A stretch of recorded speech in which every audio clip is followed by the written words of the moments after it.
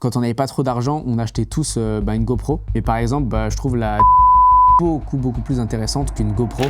En vrai, on est vendredi soir et je commence le vlog de la semaine. Et si vous vous demandez qu'est-ce que j'ai fait lundi, mardi, mercredi, jeudi et même aujourd'hui, eh bien, pas grand-chose. J'ai essentiellement fait du montage et je me suis entraîné. Mais ça, on en reparlera peut-être un petit peu plus tard parce qu'il est peut-être temps que je vous explique pourquoi est-ce que je fais autant de sport. En attendant, le week-end paraît un peu plus intéressant. Parce qu'un pote à moi m'a prêté une caméra qui pourrait bien devenir la caméra avec laquelle je vais filmer tous les vlogs à partir de maintenant ou à partir du moment où j'aurai peut-être acheté cette caméra parce qu'elle ne m'appartient pas. Une caméra de vlog vraiment? À l'heure actuelle, pour filmer les vlogs, j'utilise un peu de tout. En vrai, comme je suis vidéaste pro, j'ai quand même pas mal de matos et j'utilise le truc le plus pratique au moment T pour filmer ce que j'ai à filmer. Mais je me demande si je pourrais pas remplacer tout ça par juste ça. Nice. Ou plutôt ça, la DJI Osmo Pocket 3. D'ailleurs, en ce moment même, j'enregistre le son que vous entendez juste là avec la Osmo Pocket 3, mais pas directement avec la Osmo, mais plutôt avec le petit micro qui est fourni avec. Le micro est dans ma poche. Là, pour le coup, je lui ai mis un micro-cravate qui va jusque là, mais on peut aussi l'utiliser en tant que tel. Et ce qui est super pratique, c'est que à peine on allume ce micro, il se connecte directement à l'Osmo et il remplace le son de l'Osmo. Donc, si vous voulez faire un peu du vlog en ville ou dans des environnements bruyants, en vrai, c'est super pratique. Il y a juste à dégainer le micro, l'allumer, l'accrocher à sa chemise ou à son pull ou peu importe. Et on a directement un son de qualité qui demande pas énormément de post-production. On part pour 2 fois 3 km allure semi. Donc ça, c'est déjà un des trucs qui m'a conquis. Même si j'ai fait du vélo hier et j'ai testé l'Osmo sans le micro pour voir un petit peu le son. Et le son brut, ça donne ça. Ça va être un premier bon test pour voir à quel point c'est utilisable à vélo. Mais le son traité sur DaVinci, ça donne ça. Ça va être un premier bon test pour voir à quel point c'est utilisable à vélo. Et du coup, si vous êtes comme moi, quelqu'un qui fait du montage avec DaVinci, qui s'y connaît quand même pas mal en montage, il y a moyen d'utiliser le son de la caméra directement comme ça, sans le micro. On arrive à super bien le nettoyer avec les nouveaux plugins de DaVinci et notamment ce que j'ai utilisé, c'est Voice Isolation. On va se pencher un peu sur le test, un peu plus précisément. Là, on est dans mes studios, on a un premier potentiellement setup face cam qui pourrait être intéressant. Ce qui est assez cool, c'est qu'il y a le face tracking qui fait que quand je bouge la tête, la caméra suit. En vrai, c'est un petit détail qui peut faire gadget, mais quand on est comme moi et qu'on se filme tout seul, c'est quand même un truc qui peut être assez pratique. Ça, c'est le plan un petit peu, on va dire, face cam, c'est le ratio que ça donne. Mais il y a aussi un petit objectif grand angle qu'on peut ajouter. Si j'ajoute l'objectif grand angle, ça donne ça. Moi, je trouve qu'il n'y a pas une différence de ouf. J'arrive pas trop à voir l'intérêt de cet objectif grand angle. J'ai l'impression que ça met essentiellement juste de la distorsion sur les côtés, mais que ça change pas grand chose d'autre. Après, c'est peut-être moi qui me trompe. Il faut que je le teste un peu plus, notamment en ville. Bienvenue dans mon vlog.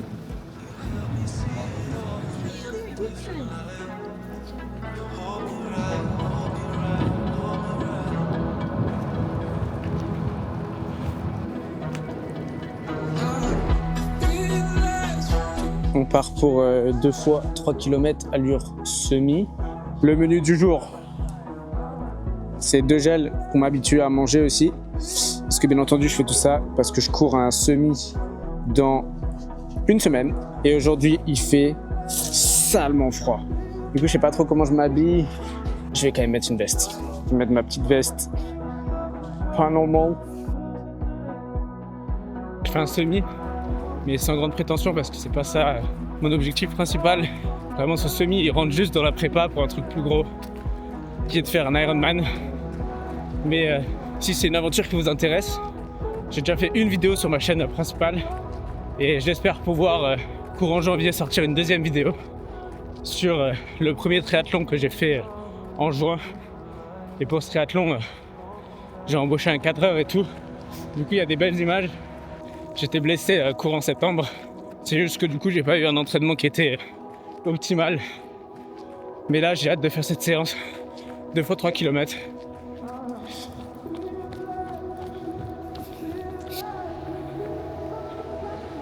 Séance terminée. C'était étonnamment plus simple que ce que j'avais imaginé. Quand je m'apprêtais à partir là pour le deuxième 3 km, j'avais les jambes lourdes. Je me suis dit, ouais, ça va être chaud. Et en fait, c'est passé trop de crème. Même plus rapide que le premier. Mais la séance là, rassurante de fou. Très très rassurante. Wait a minute. Who are you? Alors, je trouve que pour quelqu'un qui n'a rien ou vraiment pas grand chose en matériel, la DJI Osmo Pocket 3 est une très très bonne caméra et elle est très polyvalente. Au final, avec le pack, avec le petit trépied, le micro, on peut quand même faire vraiment beaucoup de choses. Et on peut filmer dans plein de situations complètement différentes. Que ce soit de faire des images un peu cinématiques, vu que c'est stabilisé, qu'on peut faire des ralentis, on peut vraiment faire des jolies images cinématiques. Avec le micro, on peut faire des vlogs dans plein de situations, même des situations compliquées. Et avec les capacités verticales qu'a aussi cette caméra, on peut faire des stories, on peut faire des reels. Donc franchement, je trouve que c'est une très très bonne caméra, c'est très polyvalent. Et pour quelqu'un, encore une fois, qui n'a pas ou peu de matériel, je recommanderais vraiment cette caméra. Maintenant pour moi, la DJI Osmo Pocket 3 n'apporte pas vraiment une plus-value. Au final, vu que je suis très souvent seul et que j'ai pas forcément des gens pour me filmer, la Insta360 m'offre par exemple plus de possibilités. Maintenant, si j'avais de l'argent de manière infinie, j'achèterais potentiellement la Osmo parce qu'il y a plein de situations où je pourrais aussi l'utiliser à la place de la Insta360, etc.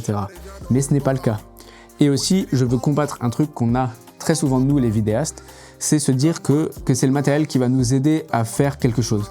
C'est vrai que le matériel, ça peut être une contrainte, mais au bout d'un moment, c'est aussi souvent une excuse. Et moi, j'ai pas envie de rentrer dans ça, sachant qu'en plus, j'ai déjà tellement de choses que j'ai pas besoin d'un truc supplémentaire et je peux très bien faire avec ce que j'ai. Quand on n'avait pas trop d'argent, on achetait tous une GoPro. Beaucoup de gens encore veulent acheter une GoPro. Mais par exemple, je trouve la DJI Osmo beaucoup plus intéressante qu'une GoPro. GoPro qui offre qu'un seul plan, un peu grand angle, voilà.